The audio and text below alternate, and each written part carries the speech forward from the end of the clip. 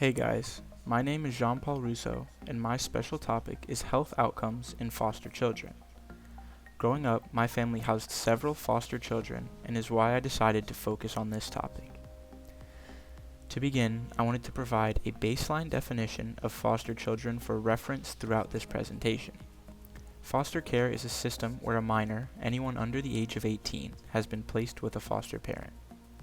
This could range from being situated into a group home or living with an extended family member.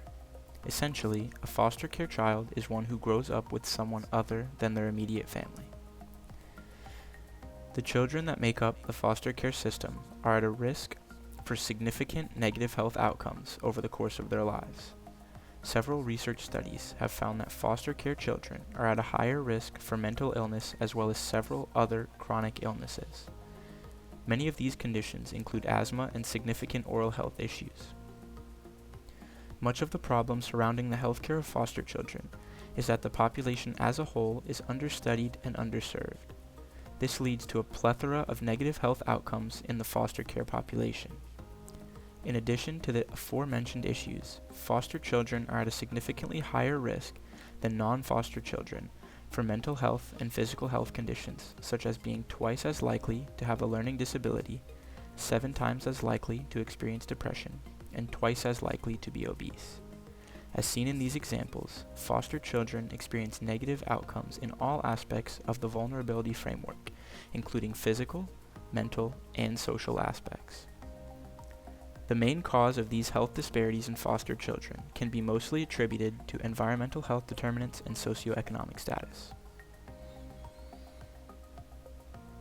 Several reasons exist for why foster children experience much poorer health outcomes than standard children. The most prominent reason is due to the extremely limited access of the healthcare system. Access can be determined by analyzing the predisposing, enabling, and need characteristics of foster children. Predisposing factors such as racial and gender factors have been seen to play a similar role to that experienced in the general population. Most of the vulnerability of foster children is due to enabling and need characteristics. Enabling characteristics in this population consist most notably of the lack of insurance combined with low socioeconomic status. The majority of foster children grow up in impoverished conditions. This can contribute to the fact that only 6% of foster children have some form of college education, with only 2% graduating from a 4-year university. Lack of education has been shown to be positively correlated to both lower socioeconomic status and to negative health outcomes. Perhaps the most important aspect of the vulnerability framework is the need characteristics of foster children. Studies show that 30 to 80% of children come into foster care with at least one medical condition, and 1/3 of children come into foster care with one chronic medical problem. Nearly 80% of children in foster care have a significant mental health need. Foster care children also have an above-average risk for experiencing comorbidities. This combination of characteristics leads to an increased vulnerability of foster children and a restricted access to care. In addition to discussing the vulnerability framework, it is important to take into account environmental health determinants. Foster children are exposed to violence at a young age, inducing sustained toxic stress on the developing body. More than 80% of children in foster care have been exposed to significant levels of violence. This contributes, along with conditions of poverty and lack of a central caregiver, to toxic stress and childhood trauma. Toxic stress derails the normal development of the brain and initiates increased vulnerability for negative health outcomes. An important aspect of environmental health determinants is socioeconomic status, as discussed earlier. Low socioeconomic status in foster children has been correlated to a higher risk for health problems. In tandem with socioeconomic status, the lack of higher education exhibited in foster children plays a central role in experiencing negative health outcomes.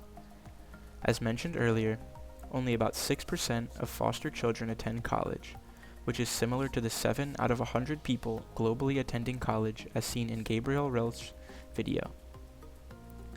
Studies show that in addition to a low portion of foster children attending college, high school dropout rates among foster children are nearly 3 times higher, and children in foster care are also more likely to change schools during the school year.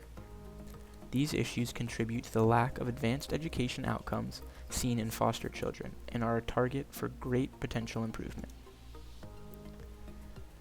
While altering the socioeconomic status and poverty level of foster children would be ideal towards increasing health access, this is a relatively impossible feat.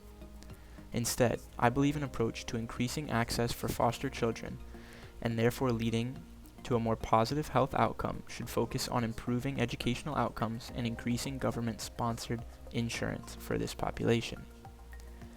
The best solution is to create new government or private-funded scholarships and grants specifically for foster children, as well as engaging in individualized education plans under the Individuals with Disabilities Education Act.